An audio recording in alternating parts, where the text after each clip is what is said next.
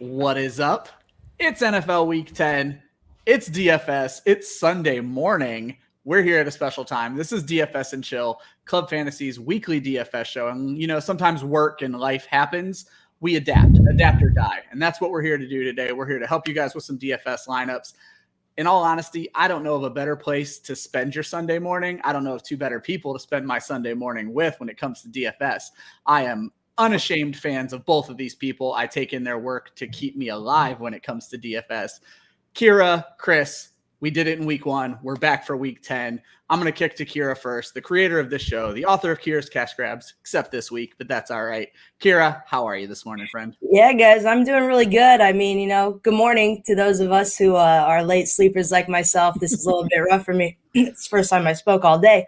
But, it's Sunday. We made it through. I was really sad that I couldn't get my article out this week because, life does happen and my job just doesn't understand our insatiable thirst for DFS content. So, what are you going to do? But we're going to hurry this up. I mean, it's almost going to be 1 o'clock before we know it. I have 37 lineups to go look through.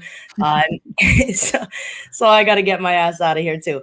Anyways, I just want to say welcome back to my favorite face in the fantasy space, Chris Robbins, Detroit Beastie. How's life with you, Chris? Always happy to have you on here. Yeah, it's fantastic. It's fun. And you sent out a tweet earlier, like if you're to other future guests, if you're here, get to the Google Doc as quick as you can. But at this point, tell me if I'm wrong here. You can kick me off the broadcast. I'd like to think I'm not a guest anymore. I'm more of a friend of the show, if that makes any sense. You've been a friend of the show from day one. Yes, you have, Chris. You're an OG. Thank you. And you're the first one to beat her to the Google Doc, so congrats. Thank you. No, that's impossible. I told Chris, I'm quick from the hip. You got to get on there. I don't. And that's not like me. I'm a procrastinator my entire life, and people always ask me, "Well, why do you keep procrastinating? Isn't it something you kind of want to work on? Is it a character defect?" There's been no consequences to my procrastination, so why would I stop anytime soon? I believe the phrase is, "If it's not broke, don't fix it." Just answer them some other time. Yeah, there you go. As Kyra brought up, we're obviously not talking Thursday night. What a game that was. I'm glad we missed it. Yeah, so we're going to go ahead and jump right into the main slate. Couple of quick housekeeping items. This is a DFS show. If you ask DFS questions, I will more than likely get them live on air. If you ask redraft questions, I'm going to do my best to answer them in the chat so we can keep this thing churning and everybody has time to set lineups before noon today. The other thing is, if you've just tuned in, Twitter and StreamYard aren't playing well together. If you ask your questions live in the Twitter chat, nobody sees them. I'm not ignoring you. I'm not a nice person, but I'm not ignoring you. These guys aren't ignoring you. So join us on YouTube. That's the best place to get a hold of us. Plus, if you subscribe, you get entered into drawings to win free stuff from Josh. So always fun times there. You know what? No reason to even goof around anymore. We're going to jump into main slate. We're going to jump into quarterbacks. We're going to jump into chalk burn. Chalk burn is what we call the high dollar plays that are likely to burn you.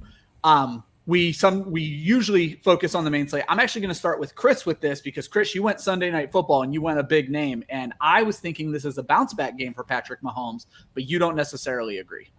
No, not too much. And I can pivot in this spot. I'll mention two quarterbacks briefly. Patrick Mahomes, Kansas City looks off. I'm not saying anything out of school or anything profound here, but he's making bad decisions. He's throwing more interceptions at a higher clip than we've ever seen him do, and he's come back down to earth. There's always a little bit of rain, when things are going well in life. You don't have to be a professional quarterback to know that fact. Everything's going well, boom, your belt loop gets caught on your door handle and you freak out and you throw stuff. But to me, Patrick Mahomes, I'm going to fade on Sunday Night Football. But in terms of the main slate, I'd like to think that someone who's going to burn you is Aaron Rodgers. Green Bay, they host Seattle. Seattle's 12th overall in terms of DVP against opposing quarterbacks. Aaron Rodgers, $7,800 on FanDuel, and then on DraftKings, if I can bring it up briefly, I believe he is around $6,800. I couldn't bring it up in time, but to me, first first game back after this whole COVID fiasco here. And again, not that he's going to just completely put up a goose egg, but the personal expectations folks have on Aaron Rodgers and Green Bay might be a little bit too high to kind of, get over here. So to me, Aaron Rodgers, I'm fully fading, not because I dislike him, not because I don't think he's going to play well, but at the price tag, I don't think the output is going to equal what we're trying to do here. So I'm fading Aaron Rodgers here. I love it. And first of all, folks, if you want to talk about best guests in the industry, Chris puts together a show doc and then immediately is ready to pivot when he needs to. Thank you so much, Chris. But Kyra, let's go ahead and jump over who you're fading this week. Yeah, Chris is good for that. That's why I love having you on here, Chris. But, I had a little bit of a hard time finding a chalk burn this week because these top dollar players, there's a lot of really good options this week. But I guess I'm going to pick really the obvious, which would be Kyler Murray. I was going to say, you kind of cheated here based on the Adam Schefter report this morning, but you know what? That would be a chalk burn. It would be, and when, like Chris said, I get on these really fast. So sometimes I do these so early, and I had the anticipation that Kyler is he playing? Is he out? Or they're testing? Now looking like he is not playing. They're going to test in pregame. He wants to go. The team is running into this as if he's not going to go. So yeah, I guess then I won't take too much time on this, but if Kyler's playing, I wouldn't be playing him. Not only is he dealing with an injury, but the matchup isn't great for him either. So we'll just make that short and sweet, and we're gonna fade Kyler Murray. I like it, guys. We do our show doc on Thursday. We thought we were going to do a show Thursday this week, so a lot of these things are a little bit out of date. But for one of these players, Chris and I talked pregame. It's going to actually lead to some really good conversation later on. But I do want to just give kudos to both of these guys. I actually pre-injuries, pre-COVID, I have Aaron Rodgers and Kyler Murray very low in my projections. So great call on both of your parts. But let's stop with the negative. Let's talk positive. Kyra, who's your favorite quarterback this week? I'm not surprised at all to see this name. Yeah, he's always one of my favorites, but always with good reason, guys. Always with good reason. It's going to be Justin Herbert. Of course, I did this last week, and I'm going to go back to the well again, and I'm going to attack Minnesota's defense over nearly the last month. And life without pass rusher Danielle Hunter has allowed them to be allowing the second most fantasy points per game to opposing quarterbacks. After a couple ugly games, Herbert's back. Last week he threw for 356 yards and 3 touchdowns in a competitive game versus the Eagles. He should stay busy and have another good game. He's got a healthy 51.5 over under, one of the higher over unders on the slate. They have a 28-point team implied total. To me, the stars are a little bit aligned here for Herbert to have a good one this week. And I know there's lots of good quarterbacks on this stack or on this slate, but I like him. I like to stack him with Mike Williams this week. That's one of my favorite stacks of the week. Let's roll out with Justin Herbert, guys. Perfect. And Chris, with the Kyra special, giving me 2 names here. So go ahead and take your pick or talk about both, Chris. Who do you like? Yeah, Don't worry, I did it a couple times on this here too. I got 2, but I can make them both fast as usual. Ryan Tannehill, Tennessee, plays the New Orleans Saints, 11th overall in terms of defending opposing quarterbacks. Tannehill, $7,400 on FanDuel, $6,200 on DraftKings. And then I also love Carson Wentz. Indianapolis hosts Jacksonville, that's a pretty sweet spot. Jacksonville, 23rd overall in defending opposing quarterbacks. Wentz, $7,500 on FanDuel, and on DraftKings, he's only $5,900. And if you look from an ownership perspective, that's the name of the game when it gets this late in the season, and in terms of single entry GPPs or multi-entry GPPs, they're both under, I believe last I looked at the last updated ownership percentage, they're both under 7 or 8% here. So both of these guys, Tannehill and Carson Wentz, in for a big game. And personally speaking, of the two, I would prefer Carson Wentz in a game where I think the Colts put up 35 points in comparison to Jacksonville's 10, maybe 7 points here. So Carson Wentz in line for 3, maybe 4 touchdowns this tonight. You love to hear it. I want to give a quick shout out to Mojo, one of our sharpest followers, I think. And I swear to you, he predicts who you guys are about to talk about, because he's 2 getting seconds good at this. Before I kick to Chris, he puts Wentz in the chat, and then that's Chris's favorite play. So Mojo, keep killing it, man. I hope you're winning a lot of money every week. So we're going to start with go to the cheap quarterbacks. Chris, with the excellent pivot with Ben Roethlisberger being out this week. So Chris, I'm going to start with you. Who's your favorite low dollar play, your deep sea dive at quarterback, or bottom of the barrel. Oh, I would go. I hesitate to say this. I'm not doing this, because it's fun and games and because, to add to my mystique as a DFS guy. But I was going to mention Trevor Lawrence here. But moments ago, I just said how Jacksonville's going to get trounced by the Colts and they're going to put up 7 or 8 points. So why would I mention the kid like Trevor Lawrence here? So I'm going to pivot again to Tyler Heineke. Washington plays Tampa Bay. Tampa Bay is going to beat the dog crap out of them, but I do believe Tyler Heineke and the Washington football team put up a respectable amount of points, 17, 21, something along those lines. Tyler Heineke, $6,900 on FanDuel, $5,400 on DraftKings, and I know maybe going a little bit above and beyond, but I do like pairing Heineke in a short stack with J.D. McKissic, but we'll get there. Don't want to bury the running back lead here. I love that. Now, Kyra disagrees a little bit on Trevor Lawrence, and I like Lawrence this week too. So my deep sea dive obviously is going to be Trevor Lawrence, and I know how unexciting this play could sound. Just like Chris was saying earlier, we haven't really seen anything stellar out of Lawrence this year. He's underwhelmed. That team as a whole has really underwhelmed. But if it's ever going to happen, this matchup, it could be against the Colts. The Colts have given up a league worst 23 touchdown passes this season, and they've also given up the 5th most fantasy points per game to opposing quarterbacks. I mean, they really just let Josh Johnson just come in last week and throw for 317 yards, 3 touchdowns. And I know no one saw that one coming. We would have been shocked if that came from Mike White, Zach Wilson, anybody. Yeah. So if Josh Johnson can do that, then why the hell not number 1 pick Trevor Lawrence? We got to see this guy shine. He's definitely my favorite punt quarterback this week. And he's another one that I actually like to stack with super low dollar plays. I love Dan Arnold and Jamal Agnew in that stack there. Love both of them. All right, guys. So you were avoiding Kyler Murray, which is pretty obvious, and Patrick Mahomes in the Thursday night or Sunday night game. You are playing Justin Herbert, Carson Wentz, Ryan Tannehill. You are looking and punting at Trevor Lawrence and Taylor Heineke. So we're going to jump over to running back. We're going to start with Chalkburn. I'm going to start with Chris again. Big name here. Not one I was expecting to see. Actually, I wasn't expecting to see either of your names now that I'm looking at both of them. But Chris, talk me out of Christian McCaffrey. Well, when you look at what Christian McCaffrey is going to be doing this afternoon here, Carolina goes to Arizona. Arizona is very stout defensively, 6th overall in terms of DVP, their defense based on opposing running backs. McCaffrey, $9,000 on FanDuel, and on DraftKings, he's $8,400. I would imagine here, and again, when I write bottom of the barrel or broadcast any sort of DFS stuff, I make up my own kind of predictive game script. Sometimes they're good, sometimes they're bad. I look foolish, and sometimes I reign supreme here. And in this one, I just don't see a case where Carolina gets much done against the Arizona Cardinals. And I know that might be shocking given the fact that Kyler Murray might not play. DeAndre Hopkins hasn't practiced all week. He's probably not going to play. And Chase Edmonds, their running back, is now on the IR, slated to miss 3 games here. So Arizona isn't the high-flying offense that we're used to seeing, at least not in Week 10 here. So I would imagine this team, the defense in general, through all the team meetings of the week have said, you know what,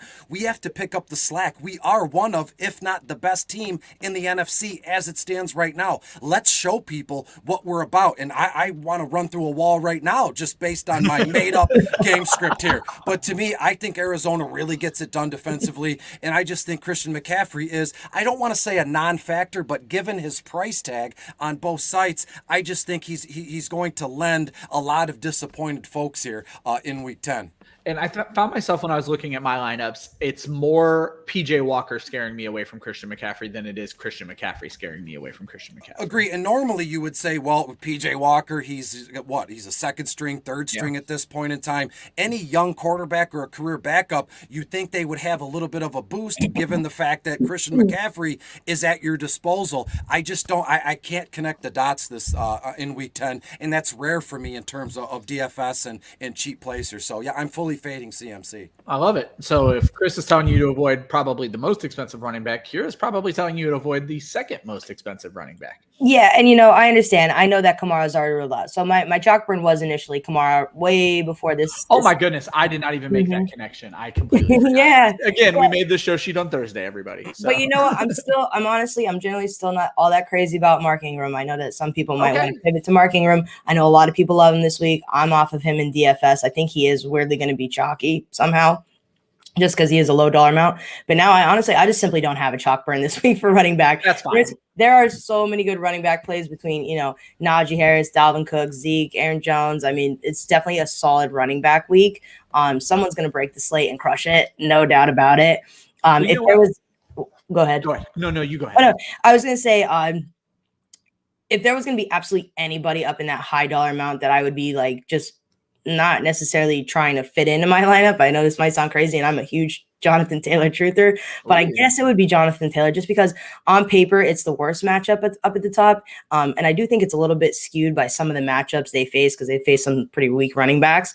And Taylor is just so good. But sometimes he doesn't get the opportunities that we like to see him have. So if I'm fading anyone, and I by all means, I'm not suggesting to sit him, to not play him. Again, this is DFS advice, not redraft advice. Yeah, no, but I mean, there's just so many good plays. I guess that I think he has the least high ceiling of all. I'm actually going to challenge you on your favorite play at running back, and I know you have two names there, and we're going to talk a little bit about Zeke.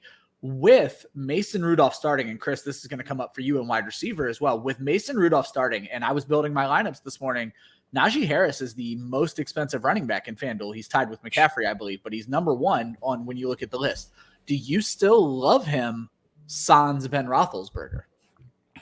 Me or Chris? You. It's your favorite play, lady. Yeah. Sorry, I didn't know.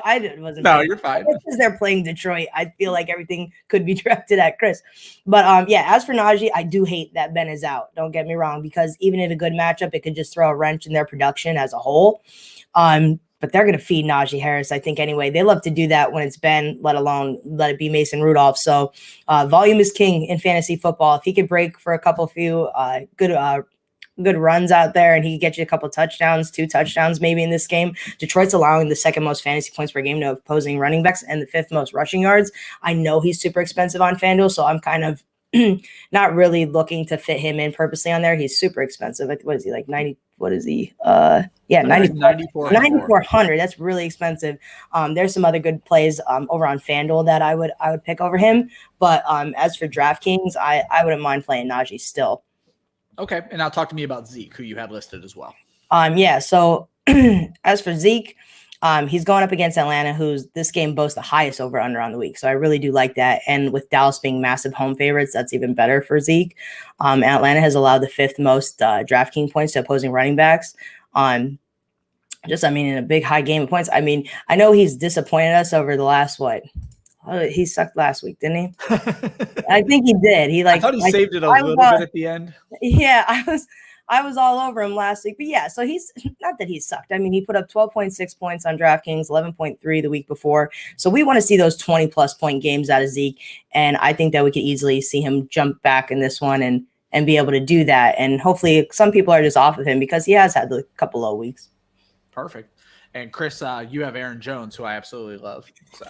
Yeah, I'd like to think that in a way, my DFS stuff week to week, I try and tell a story. And so you say, well, you're fading Aaron Jones, but you like you're fading Aaron Rodgers, but you love Aaron Jones. And I'm going to toss in A.J. Dillon there too. And I'll tell you why. The Seattle Seahawks are just an absolute sieve in terms of rushing yardage and passing yardage here. They're 30th overall. Last I looked, there's only 32 teams in the league here. So to me, Aaron Jones, I believe, $8,200 on FanDuel, a little pricey, but I'm willing to eat that here. And then on DraftKings, Aaron Jones, only $6,900, and I'll take it a step further. A.J. Dillon, $5,300 on FanDuel, only $4,800 on DraftKings. I think there's a case here where Green Bay puts up 28 points in this one, and every single touchdown scored comes from one of these 2 running backs, if not both of them, scoring multiple times in this one. So take the ball out of Aaron Rodgers' hands. They're playing Seattle.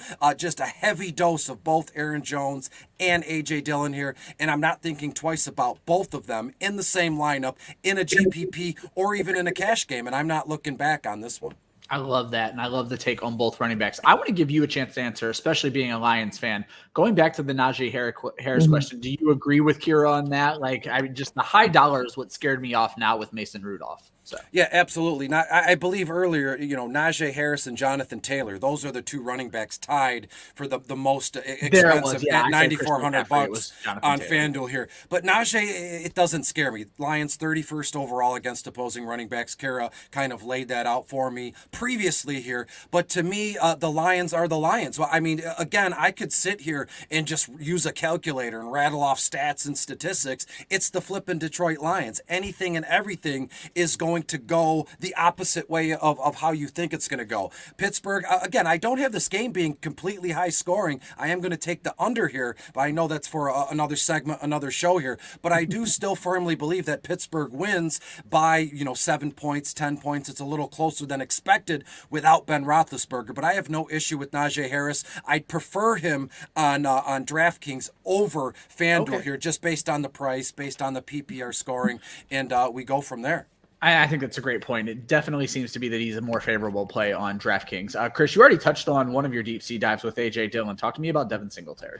Well, this one, I hate to just kind of beat a dead horse here, but as we mentioned several times, I put my entries in, I believe Wednesday night or sometime Thursday, and I mentioned Devin Singletary, but again, I believe yesterday Zach Moss was going to be out, and Zach Moss was reinstated from the concussion protocol here. So if you'll allow me, I will absolutely pivot right on the spot here, buddy. Do you want to even pivot from Singletary? Because the Jets are an awful rush defense. We saw Jonathan Taylor and Nyheim Crimes. I guess it was a crime. I love it. Nyheim Hines just absolutely killed it. So I don't think he's like an absolutely terrible. You don't necessarily have to pivot off Devin Singletary, but I know you want to, but for the sake of other people that want low dollar players, Devin Singletary is not the worst. No, it's not. And we've already mentioned it. So why spend more time? I would prefer both New England Patriots running backs, Ramondre Stevenson, Brandon Bolden, who's only $5,100 on FanDuel, $4,400 on DraftKings. Stevenson, who has cleared concussion protocol, looks to be playing $5,400 on FanDuel, $4,500 on DraftKings. And if you want to get wild off the map, pivot away from James Conner in that game, Arizona game, and go Eno Benjamin, $5,200 on FanDuel, only $4,400 on DraftKings. I'm seeing a style or a MO here with me, just trying to pack in a bunch of nonsense in as fast as I can. So as I said, like it. Stevenson, Bolden, and Eno Benjamin. I know a lot of folks added him off waivers, so use it or lose it, right? Well, Kyra, you may have the name of the week for your deep sea dive, and it's a guy who I find myself putting into a ton of lineups, but now I'm worried he's too chalky. I'm sure he is. Let's talk Dearness Johnson, and I want to give both of you guys time to talk about this if you have anything to add with it, but let's start with you, Kyra. Yeah, when I did this at the earlier in the week, and now we can just cough up all the chalk dust because at this point he's probably too chalky and people know just how low his salary is. But it is hard to not mention him. He's so cheap. He's $4,700 on DraftKings, $5,400 on FanDuel, no Chubb, no Demetric Felton. The backfield is basically all his on a run-heavy offense, and the Patriots defense has given up the 5th most fantasy points per game to opposing running backs this month. He's a safe play, but he's going to be chalky. I think a lot of people are going to try to get him into your lineup. Another person I like to pivot off of this week is Javontae Williams. I love him as a low dollar dart throw. He's $5,000 on DraftKings, $5,800 on FanDuel. He gets a good matchup versus Philadelphia. They've allowed the 11th most fantasy points per game to opposing running backs. And man, he's just so good. Like we saw him have a career high in carries last week. He had 17. He can easily break off for big runs and break tackles like a boss. That's like what he does. Is he's incredibly fun to watch because of how good he is at breaking tackles. And lucky for him, Phil's linebackers can't tackle with shit. So I think that he could easily break off and have himself a good game. I'm going to put you guys on the spot here. I'm going to throw 2 names at you as someone like me who is not great at DFS, openly admit it. I built a lot of lineups and kept putting Dearness Johnson in. There are 2 names that I could pivot to that are roughly the same dollar amount. I like both of them. I'd like to get your opinions and see if this is a good idea. Number 1 is going up against Tampa Bay, J.D. McKissic as the pass catching back for the Washington football team. Is that the kind of pivot you'd be looking for if maybe you built too many lineups around Dearness Johnson? Absolutely. J.D. McKissick is in play on both sites, but FanDuel, in terms of running backs and low-owned or low-priced guys, you're looking for touchdown equity on FanDuel. J.D. McKissick has that, so he's a play for me on both sites, but on DraftKings, it's the PPR scoring that really, rings all the bells and whistles for me. So J.D. McKissick, lovely play across the board. Kyra, you agree? Yeah, I'll just echo that. Yep, absolutely. And then if I have Dearness Johnson in my flex, we're about to move to wide receiver. The guy who stood out to me, and I just have this weird feeling about him, is the sun god, Amon-Ra St. Brown for the Detroit Lions, going up against a pretty terrible Pittsburgh defense. He's roughly the same price as Dearness Johnson. Is that someone, am I misreading the tea leaves there? Personally, no offense, absolutely. I have Amon-Ra Brown for like 5 targets, 3 receptions, maybe 4. That's a little ambitious. Okay. No more than 40, 45 yards. In comparison to Dearness Johnson, I would not be shocked to see him get literally 20 total carries in this one. So the two completely different wavelengths for me personally. No, that's perfect. That's what I like to hear. One is and used a lot more told than I'm the wrong. So.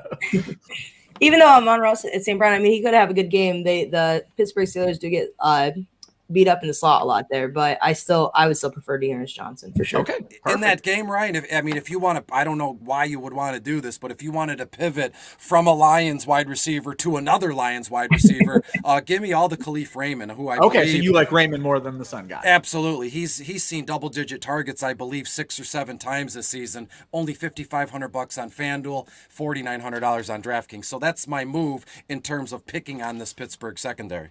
I love it. Let's wrap up running backs. You're avoiding Christian McCaffrey. You're avoiding Mark Ingram. You are looking to play Naji Harris, Ezekiel Elliott, Aaron Jones. You are looking to play Dearness Johnson more in cash than in GPP just because of the chalk. Javontae Williams, A.J. Dillon, Devin Singletary is, again, he's a little bit sketchy now with Zach Moss playing. Jumping to wide receiver. Jumping to chalk burn. Kyra, talk to me about your chalk burn. This is one of those weeks, I just struggle to come up with chalk burns because this slate is just full of so many good plays. It's good plays for running backs, good play for wide receiver, not that many great plays for tight end, but good plays for quarterback. But of all the high dollar players out there, the one that I just didn't find myself gravitating towards ever when I was building lineups is Justin Jefferson. He's 7,700 on DraftKings. He's the wide receiver 3 on there in pricing, and 7,500 on FanDuel. He's the wide receiver 8. They're facing the Chargers this week. They're getting back their star rookie corner, Asante Samuel Jr. And while I know Jefferson is just incredibly talented, he could obviously dust a rookie, the Chargers defense in the secondary, they've been stingy. They really haven't been giving up a ton to opposing wide receivers. Sorry, running backs. They've been giving up a ton to running backs, not a lot to wide receivers. And because of that, I could see this being more of the Vikings taking advantage of a Dalvin Cook game rather than, leaning on somebody like Justin Jefferson or Adam Thielen this week. I'm pretty heavy on Dalvin Cook. Yeah, seems like a good play this week. And then, Chris, do you have a chalk burn for us?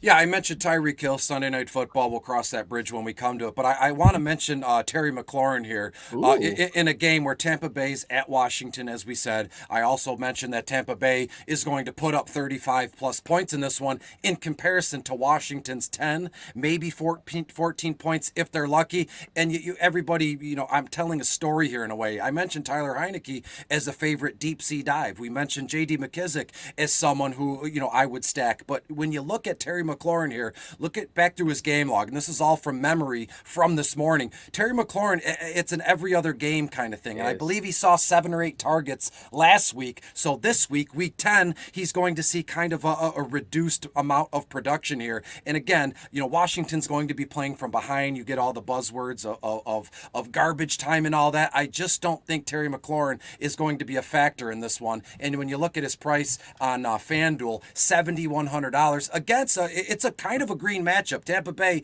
22nd overall against opposing wide receivers. I just don't see a ton of room for Terry in a game where Tampa Bay just runs away with it. Maybe there's some time possession issues here with Tampa and the ball and Rojo and Leonard Fournette. Just another one of my weird kind of projected game scripts in my own mind. I just don't see it with Scary Terry in week 10. I love it. That's how you build a winning lineup. And I want to talk to you about a projected game script that probably changed in your mind quite big last night.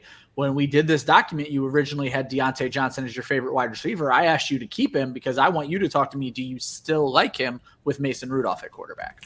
Absolutely. There's a case here where, Deonte Johnson before the Ben news came out, last I looked, I had Deonte around 11, maybe 12 total targets, a little high. I know, but it's the Lions in a game that heavily favors Pittsburgh here. And so I'll just bump down Deonte 1, maybe 2 targets. So you're still looking at 9 or 10 targets for Deonte. I'm still, looking at about 75 to 85 yards here. This kid already averages, let's just round up and call it 12 yards a reception in this one against the Detroit Lions defense, which is I'm going to leave that alone. I got the Swift jersey. You know where my alliance lies here, but I would be a dummy and no one would respect me if I was always a Detroit Lions homer. It doesn't make sense. So I have no issue with Deonte. And again, I think Mason Rudolph looks his way maybe once or twice more just because of how the game's going and kind of that hallelujah. Let me throw it to one of my best players overall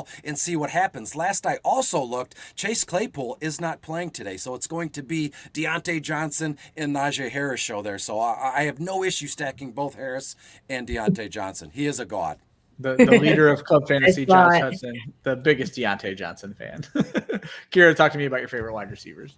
So luck would have it, I have a couple. So I say you have a name on here that is surprising. So okay, so we'll see which one it is when we get there. Well, we'll start out with my absolute favorite this week. It's Mike Williams. I do, every week I do that. It smells like a whoever week. So far, we've crushed it every single week. This week, I'm feeling Mike Williams. It smells like it's going to be a Mike Williams week. And, he's had a big fall from grace with 3 single-digit performances in a row. So people are pissed off with Mike Williams. They're over it. They're pivoting towards Keenan Allen. They think he's back to being the wide receiver 1. But don't give up hope just yet. We're going to take advantage of the low price this week versus the Vikings. Mike Williams has big playability. That's what he does. That's what he came into the league. No, that's what we know him as, is a big play wide receiver. And so for the same reasons I loved Herbert, they're all going to help Williams. Herbert is going to have time because they have a weak pass rush over there again in Minnesota. Minnesota's allowed the second most fantasy points per game to opposing wide receivers over the last month after losing Danielle Hunter, and they've been getting killed on 20+ yard attempts. So I think that this is somewhere where Williams can really, really shine in this game. Another player that go ahead if you want to comment. No, I was agreeing. Okay, I'm just making sure that wasn't the one. So no, it's your last one. Next in line, we have one of my favorites, Jerry Judy, going up against the Philadelphia Eagles. I love Judy because while the matchup doesn't seem great and Philly apparently shuts down opposing wide receivers, I think that's really going to be a Cortland Sutton problem more than a Jerry Judy problem, because the Eagles can easily be beat in the middle. They do not have a great linebacker crew. They do not have the best wide second corner out there, so they could easily be beat in the slot, and that's where we're going to find Jerry Judy, and that's one of Teddy Bridgewater's most favorite targets out there when he's healthy. So I really like Jerry Judy this week. He comes in cheap, $5,300 on DraftKings, $6,200 on FanDuel, and then I'm going to have to assume this is maybe the one that you find to be a little strange. Is it finally the week? I'm not even calling it strange. I like him. I just want to know if it's the week. I think this is the week.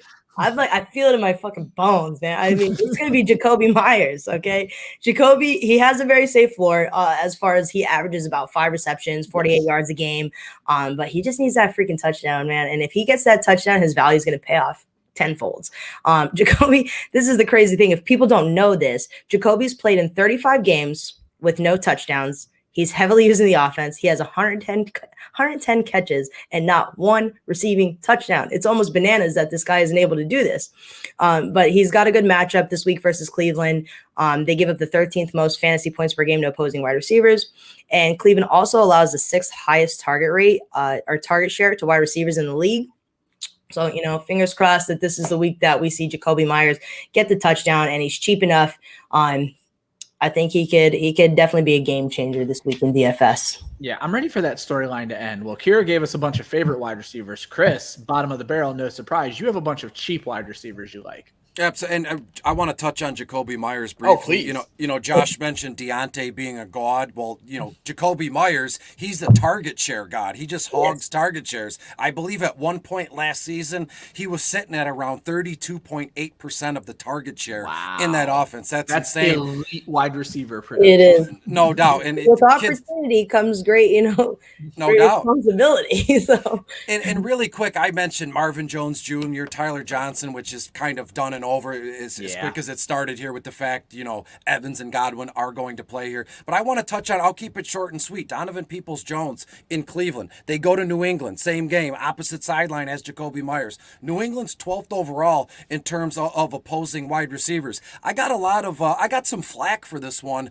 earlier in the week, and I think it was just from like a casual football fan. Oh, I'm not playing anybody against New England, living in the past. Their defense was elite. Not 2018. Yeah, 2-3 seasons ago. So on FanDuel, DPJ $5,600, DraftKings $4,800, and the Yahoo Fantasy Sports DFS app, he's only $15. I've been getting into that a lot here too. So to me, Donovan Peoples-Jones in a game where I have Cleveland to hang 31, 34 points in this one. They beat New England by 10, maybe 12 points in this one. You just look at Donovan Peoples-Jones. Get this one. His average reception it's about 20.9% every time he catches the ball. That's his average reception rate. 21. Let's just round it up. 21 yards every time he catches the ball. So give me DPJ in a game where I think Cleveland has their way with New England. New England might make it close. It's one of those games where I think the final score and the box score would make it think it's closer than it actually is. So Cleveland in a rout. I love all the DPJ in this one with Odell Beckham gone out of the locker room, gone, not on the field. Take that toxic behavior to LA with Stafford. See how you like it over there. And then, Kyra, I think you're probably willing to skip over Tyler Johnson as well because we didn't know what was happening with that. But Jamal Agnew is a name that I think should be mentioned. So I guess Jamal Agnew is really going to be a thing, and he plays the slot out there for Jacksonville. The guy is cheap, and his usage is great in that Jacksonville offense. Last week we're just going to throw it out because it was an absolute disaster for the Bills. It was a disaster for the Jaguars. That game was just fucking terrible. But prior to that, Agnew put up 15.8 fantasy points, 12.8 the next week, 10.9 DraftKings points the next week. He's seen a healthy amount of targets, 12, 6, 7. And now he gets a cake matchup versus Indy, who's been getting killed in the slot. So, okay, $4,500 on DraftKings, $5,300 on FanDuel. You can do much worse. I like Jamal Agnew a lot. Perfect. What I love about Agnew, just really quick, if I may say, as you said, Kyra, Indianapolis 32nd overall against opposing wide receivers. And to me, Agnew is if you look up boom or bust, punt play, GPP dart in a dictionary, hopefully you would find Agnew because they manufacture plays for this guy. He returned kicks and punts here in Detroit for a long time. And that's what you want when you're in a big time tournament like the Millie Maker here, because they manufacture plays for this guy. On any given play, he can take a bubble screen or something behind the line of scrimmage, and boom, he's gone. 85-yard touchdown, and you will leapfrog thousands of folks in a GPP. So that's why I love Agnew, so much, because he has basically his floor. It's zero. Like his floor is a goose egg, but his the ceiling here could be 30, 40 points, and he's the definition of a bottom of the barrel play. And I love Agnew week in and week out. Now that they're kind of getting him more involved. I'm going to ask you guys what could be a stupid question. Again, I fully admit to being a DFS novice. On either site, if he returns a kick or a punt, do you at least get the touchdown? Yes. You'll get the touchdown. Okay, because I know in some fantasy leagues you don't. Whereas in some you do. I didn't know how they counted it. So I will at least get the 6 points if he does a kick there. Yeah. I will say, if you're in a seasonal league, a dynasty league, or even in a redraft, that's like a specific kind of stat you can do. And I would ask people to really bother your commissioner. You got to add the return yardage because that opens up a whole nother set of strategies here. Like Jakeem Grant was a stud for me a couple seasons ago when he was in Miami returning all those kicks. It's a great point, Chris. So we are looking to avoid Justin Jefferson Jefferson. Sunday night game, you're avoiding Tyreek Hill. You are looking to play Mike Williams, that great stack with Justin Herbert, Jerry Judy, Jacoby Myers, Deonte Johnson. Doesn't matter who the quarterback is. He's a god in the words of Josh. Jamal Agnew, Marvin Jones, Donovan Peoples-Jones. These are the guys you're looking to play at wide receiver. Chris, I'm going to put you on the spot real quick. I know you have a ton of other obligations. Do you want to hang with us with tight end? Would you like me to get you out of here? No, I'm hanging. I'm here. Let's roll. All right, perfect. Well, then, Chris, talk to me about your chalk burn at tight end. Well, I think it's going to be Dalton Schultz here, and I know people are going to say, let me go back if you'll give me a moment to kind of rehash here. So when it comes to fantasy sports players, especially DFS, it's all about preconceived notions, right? People are they're getting giddy. They're feeling warm and fuzzy with Dalton Schultz. It was always supposed to be Blake Jarwin. He hurt his knee, and then boom, Dalton Schultz comes up last season and he looks good. So everybody's like, it's just a set it and forget it. People in regular overall daily life, people don't question much. They see it and they go. They're like sheep, as they say, the woke crowd, whatever that means here. But when you look at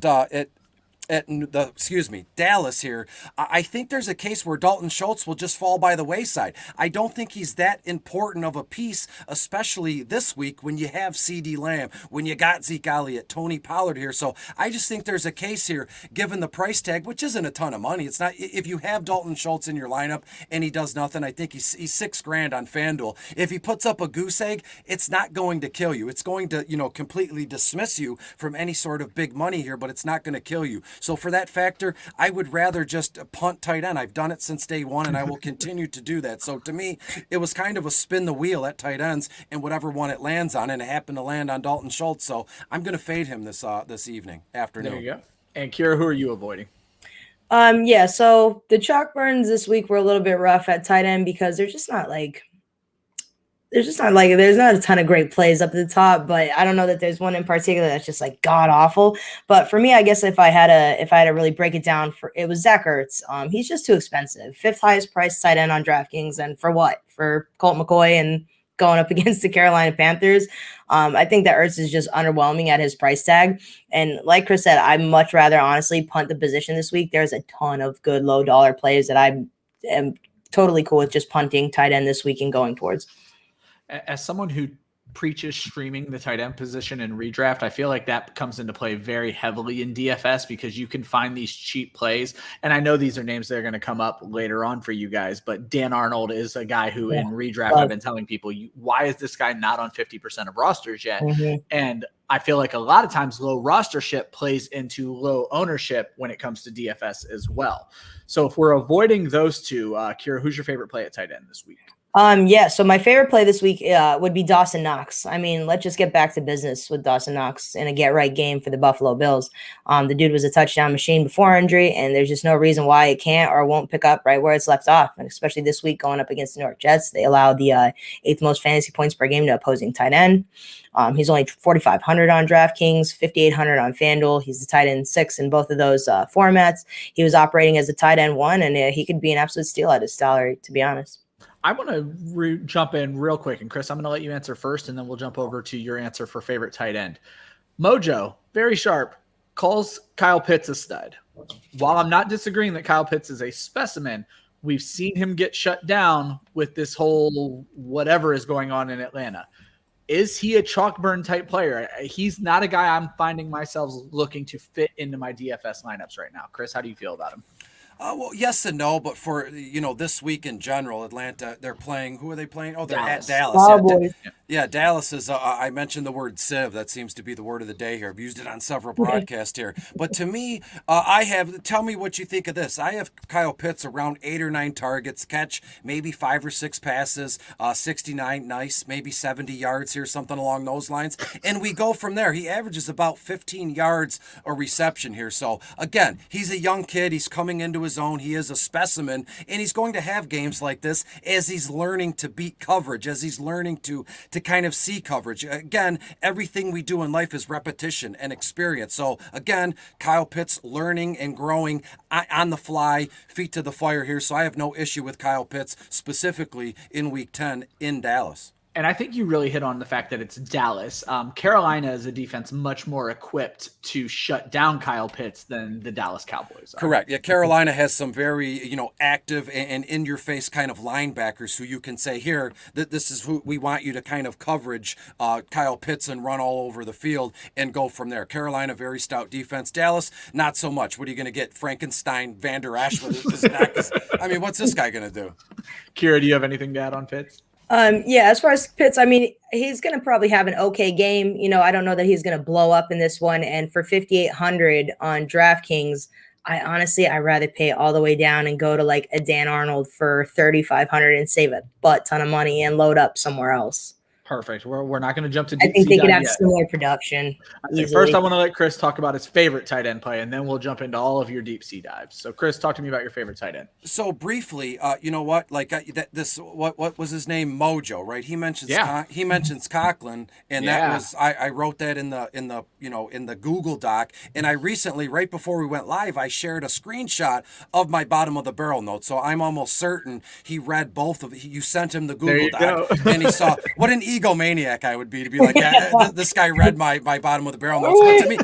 But to me, seriously, it's Tyler Conklin, Minnesota at the Chargers, who are 27th overall against opposing tight ends in a game I could see going over 65-ish total points, 35 to 34, something along those lines. And what I love the most about Conklin, it's not really the price, $5,300 on FanDuel, only $3,400 on DraftKings. He's now established himself in that pecking order of the high-powered Minnesota Vikings offense. Obviously, everything goes through Dalvin Cook. Then it's Justin Jefferson, Adam Thielen, kind of a split there. But now Tyler Conklin is third, maybe fourth in that pecking order for targets. And personally, I have Conklin today around 5 or 6 targets, catch 3 or 4 passes. I think a solid floor of 40 to 50 yards is perfect in this one. And if he finds the end zone, you're in the money, especially on DraftKings, only $3,400.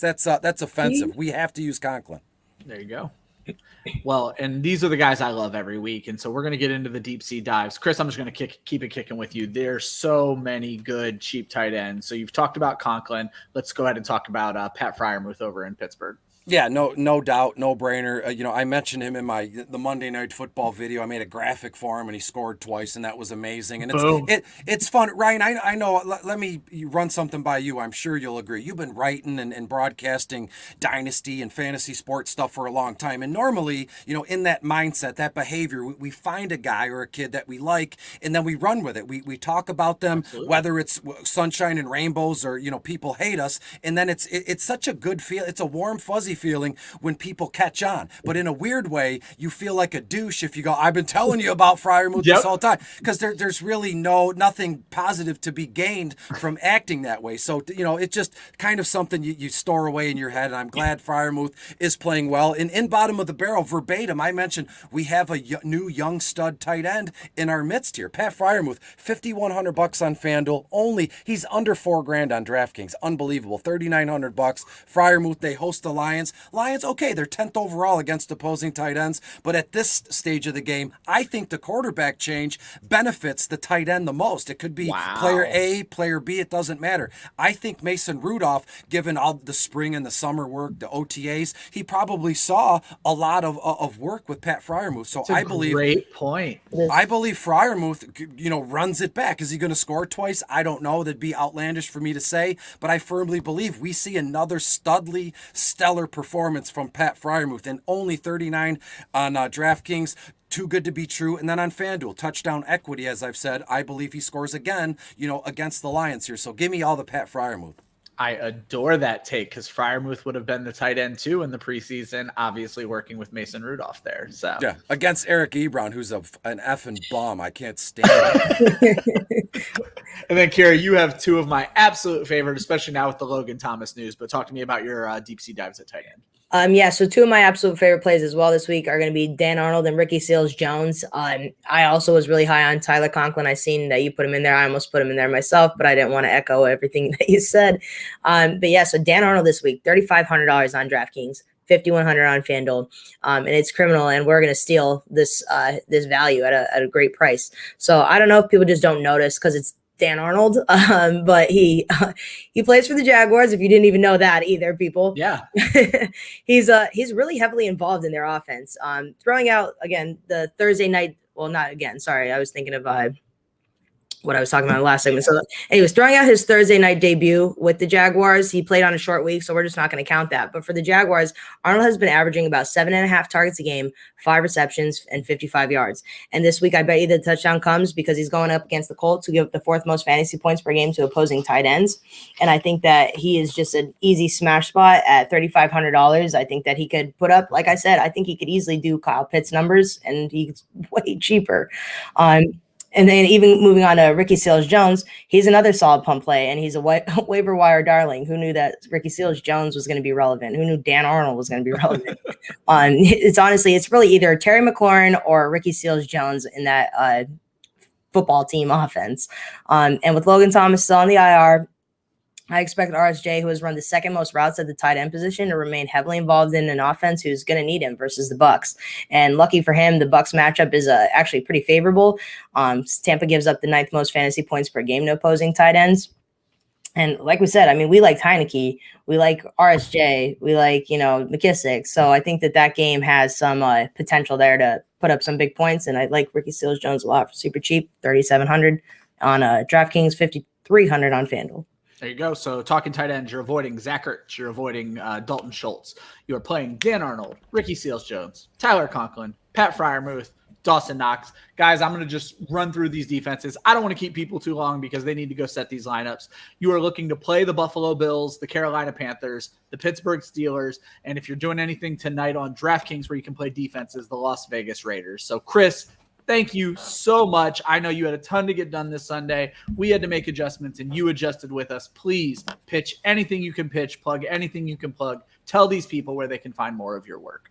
Well, thank you. I'm not a big plugger guy, but I'd like to think if people are looking for me, I'm not too hard to find. At Detroit Beastie, all my DFS stuff is at Team Riser Fall. I do a few days a week with Woodward Sports and some betting stuff, and we go from there. I will say my Sunday Night Football DFS video is done. Look for that around 3-4 p.m. this afternoon. It falls right in line with what we're trying to do in terms of Sunday Night Football, and I'd like to think there was a little bit of a preview here of who I like and who I dislike. Yeah, absolutely. Sunday Night Football. There we go. Thanks for having me. Anytime you need anything, you can reach out. I'm always there in a pinch for you too. Kyra, parting words. Yeah, Chris, I hope this isn't the last that we see this season because, man, it's already week 10. You know what I mean? So hopefully we can fit you in at the very end there.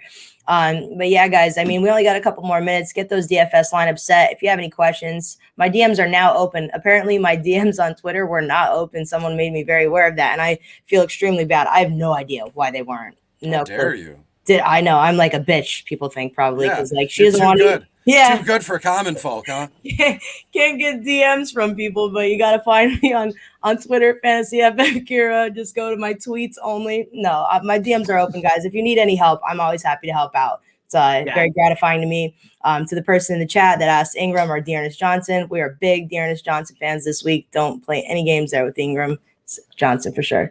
There you go. Good luck, everybody. You guys are both the absolute best. Normally, I would pitch all of our things that you can read and write and watch and all the things. Subscribe to @Club Fantasy, especially on our YouTube channel. Every time we hit subscriber milestones, we're giving free stuff away. We just gave away a Javontae Williams jersey. We're ready to give away the next thing. Chris has his great Sunday night video. We also do a Sunday night video. I believe it's Sunday night this week. Sometimes it's Monday night. Sometimes it's Sunday. But we also cover you on the Showdown Slates with Oklahoma Doug's Oh Captain, My Captain. Check out our website. Check out our YouTube. Hit subscribe. Good luck this week. Chris, thank you. Kyra, thank you as always. Everyone, have a great week. Cash Grabs will be back this week too, guys. Sorry about that. There you go. Yeah, that's in my notes, but I'm rushing off the air. Yeah. All right. Bye, guys. Good luck.